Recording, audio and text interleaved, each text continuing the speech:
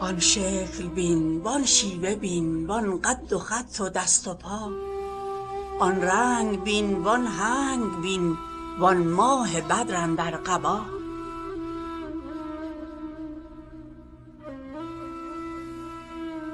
از سرو گویم یا چمن، از لاله گویم یا سمن، از شمع گویم یا لگن یا رقص گل پیش صبا.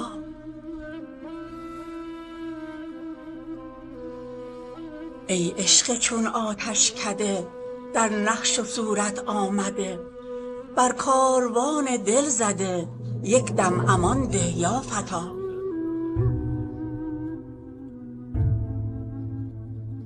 در آتش و در سوز من شب می برم تا روز من، ای فرخ پیروز من از روی آن شمس الضحی.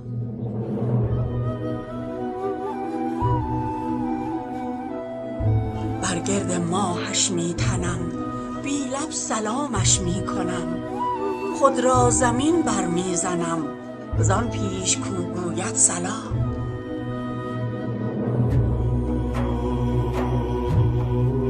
گلزار و باغ عالمی، چشم و چراغ عالمی، هم درد و داغ عالمی چون پا نهی اندر جفا.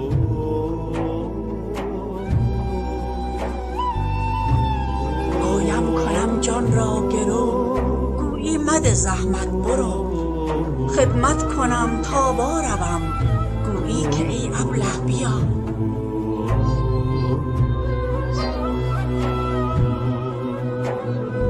گشته خیالش همنشین با عاشقان آتشین، غایب مبادا صورتت یک دم ز پیش چشم ما.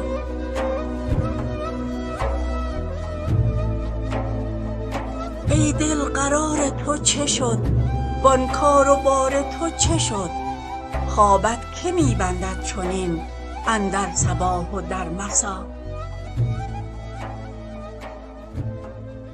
دل گفت حسن روی او وان نرگس جادوی او، وان سنبل ابروی او وان لعل شیرین ماجرا.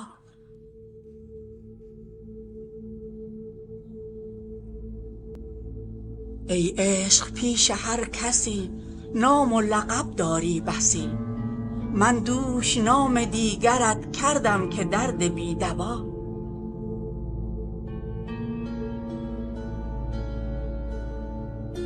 ای رونق جانم ز تو چون چرخ گردانم ز تو، گندم فرست ای جان که تا خیره نگردد آسیا.